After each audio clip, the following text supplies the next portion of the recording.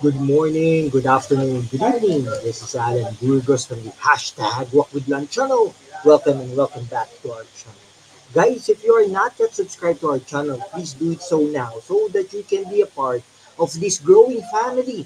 I'm very happy to report, to tell you that we are now growing. We are now officially 7,878 subscribers. Guys, konti na lang, may hit na natin yung 8,000 subscribers milestones. Of course, this is not impossible. With your help, I'm very grateful.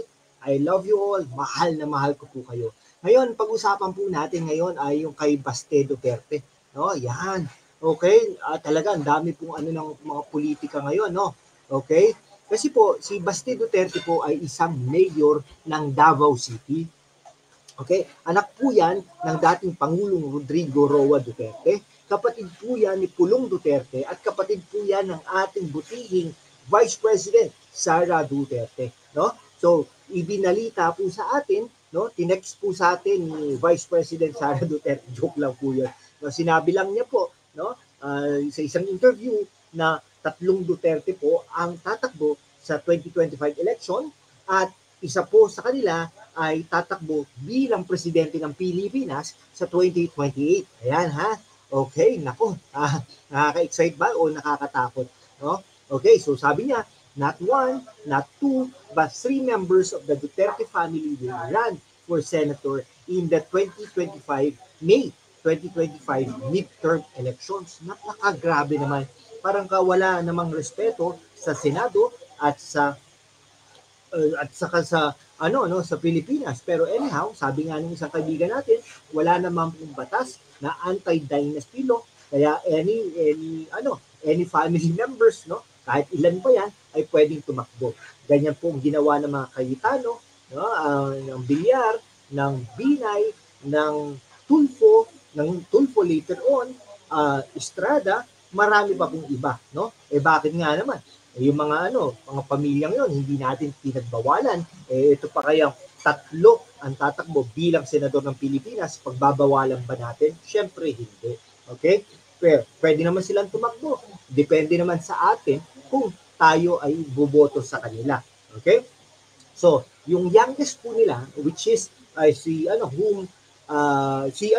Basti Duterte, yun nga ang mayor ng Davao City, ay tatakbo daw po sa 2028 ng presidency according to Vice President Sara Duterte. Alam niyo po ba, parang strategy lang ito ni Vice President Sara Duterte. Bakit po ganon? Para dinidifuse po, para ang mga kalaban ay talagang magulantan. Hindi po nila alam kung sino po yung aatakihin nila, sino po yung sisiraan nila, sino po yung gagawa po ba sila strategy para siraan yung mga boto nila. Parang ganun po, no? Ay alam naman po natin na in the last few months, talagang sinisiraan po nila ng gusto si Vice President Sara Duterte. Kaya nga po may mga sa surveys may mga parang nalalaglag din, pero hindi po talaga nila mailaglag ng gusto. Okay? So yun. Now, ay ito naman, no? Talagang yun, no? So paano yun? Anong plano ba niya as education secretary, as outgoing education secretary? Yung resignation niya from the cabinet of President Bongbong Marcos ay talagang tinuldukan na niya yung running speculations about yung sa string ties niya with President Bongbong Marcos. Pero nung tinanong naman siya na magkaibigan pa din po sila.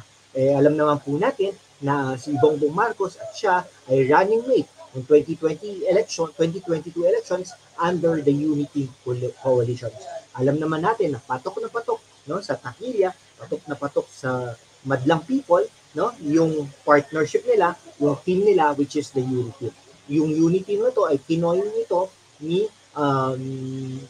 Senador Amy Marcos na tatakbo muling senador sa 2025.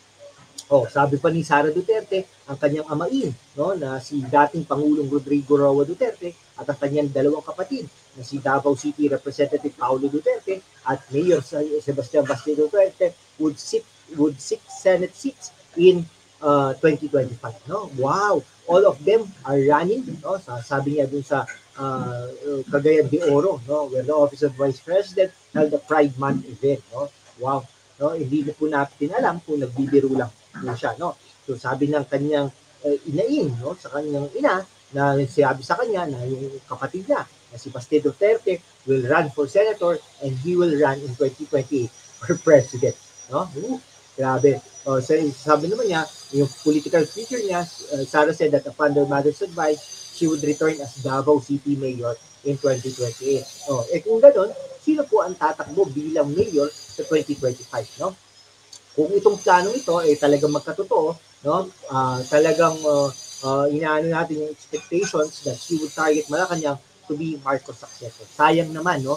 Kung ako sa kanya, mas maganda kung magpresidente siya hanggang magpresidente siya ng 2028. Pero tingin ko ganun nga po yun. Ganun nga po yun ang ginagawa niya, strategy lang po ito, no? Talagang so, of course, and threat, especially to former Duterte allies who betrayed her and her father when Marcos took over, no? The political science professor at the University of the Philippines, Diliman. Magkakakitaan po tayo ng political forces here. Ano ba? Marcos o Duterte? Tandaan po natin, marami naman pong nagawa ang mga Duterte. Parang out of this world na no? Parang hindi siya conventional, kumbaga. For example, libreng sakay, no? Sino po ba nakagawa nun? Yung tukhang, no? Na medyo tumahimik naman ang bansa ng mga panahon na yon. Okay? Ano pa ba? Yung mga no parking, linis, yung sigarilyo na nga lang doon po ako natuwa. Yung sigarilyo, hindi ka pwede manigarilyo basta-basta. Doon ka sa malayo pwede ka manigarilyo. Okay? Yung maganda po, no? Napalinis niya yung dyan sa Rojas Boulevard, sa Boracay, dyan sa yung NAIA Airport natin. Marami pa po siya nagawa.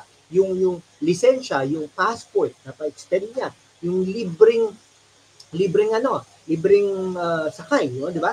Tapos yung libreng application ng mga permits or ng mga clearance, no, NBI clearance, mga bagong graduates, etc. Marami po siyang ganon, unconventional kumbaga. Pwede pala yun, pwede palang mangyari yun, no? So ano po, no, talagang bakit po sila alis ng Davao?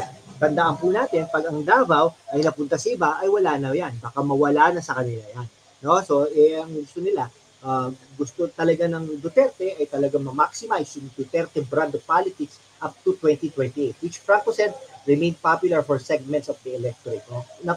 Minsan napaka-popular na mga yan. No? So, they want to continue the things that they are enjoying, whatever it is they are having right now. So, the more, the better, for more chances of winning. Ano yan? Raffle lang for more chances of winning. No, sabi naman ni Ronald Lamas, na political analyst, pero itong Ronald Lamas na to, parang bias sa Duterte. Having 3 Dutertes joining the Senate is an act of desperation. Hindi naman act of desperation. No? It could be seen as a desperate move to consolidate and prevent their sagging fortunes from totally disappearing. Siyempre, kahit naman sinong politiko, ayaw naman nilang basta-basta mag-disappear sa limelight, kumbaga. As you can see, they have their backs on the wall and their national local political base is dissipating or disappearing. Tama din naman yun. Diba? Marami po siyang kasama na unti-unti nang nawawala sa kanya. No? So, nanonotice po natin yan, yung mga Duterte allies in the Senate had begun to jump ship. No? Magugulat tayo, si Francis Tolentino, Bongo, baka bigla na lang tumalo. No? So, 98% of their supporters. Pero, ganun po ang reality. Ganun po ang reality na hindi lahat ng oras ay kakampi mo ang mga politiko na yon, no? Dapat matuto na rin tayo doon, no? It's the same thing with Marcos, Cory Aquino, Fidel Ramos, Era Estrada, Gloria Macapagal-Arroyo, Noynoy Aquino, Duterte, Marcos, no? Later on, itong Marcos na ito, pag ito nawala, wala na rin ang kanyang mga political forces. The same thing with Duterte. So, ganun lang po yun, no? So, at saka din po, concern din po ang mga Duterte, yung investigation being pursued by the ICC, no, into the former president's brutal war on drugs, matter concurrently being scrutinized by House inquiry. No, parang wala nang respeto yung House of Representatives sa dating Pangulo. No? So, talagang let us not forget the elephant in the room. Ano po ba yung elephant? Yung ICC, which is coming soon. tingnan po natin kung magkakatotoo yung warrant of arrest sa kanya ng ICC, which will happen daw sa according to Trillanes, June or July. Abangan po natin yan, no? So, coming soon, no? So what will you do, no? So parang desperate, disrupt everything, turn the table so you can make a mess. So sabi niya. No? So sa inaano niya, na parang, uy, sinasabi niya, no, parang sinasabi niya sa mga politiko in silence, no, in silence rather, na talagang, uy, ano pa kami, may political forces pa kami, may political power pa kami. You can consider as a political force pa rin, no? So, ito, syempre, nag-move na sila. Lahat naman ng mga politiko nag-move na rin, di ba? O out of the box, you have to make something disruptive, and this is a classic this Duterte disruption. Nako, si Digong 2.0, siya po ba yung Digong 2.0, no? Si Sebastian, no? Supposed plan to run for president in 2028. This was not surprising since the incumbent Davao City Mayor had long been packaged as Digong 2.0, no? Paano si Sara Duterte, no? Ano ba? Hindi po ba tatakbo ito si Sara Duterte? Ngayon, ito po ang ganda din natin abangan. Sabi po ni Panelo, baka Duterte. Kung mawala na si Pangulong Rodrigo Roa Duterte sa 2028, okay, baka pwedeng si Sebastian Duterte at saka si Vice President Sara Duterte or the other way around. No? So Duterte pa rin yan, no? Ayun, he's the one who is very similar to Digong more than Sara. And I won't be surprised that all are focused on Sara while Baste will rise in the surveys and the one eventually pushed to run. Sabi ko sa inyo, it's a strategy then on the part of the Dutertes. Yari kayo, no? So, sabi ni isang professor dyan sa UP Diliman, Vice President statements would only boil down to one thing. They do not care about parties, programs, and ideologies. Every move they make is about protecting the interests of the family to the detriment of democratic institutions. Sino nga po bang politiko ang hindi ganyan? No? From Marcoses, Aquinos, Villars, lahat po, no? Dutertes, okay, Ramoses, no? Macapagal Arroyo, Estradas, ganun po silang lahat.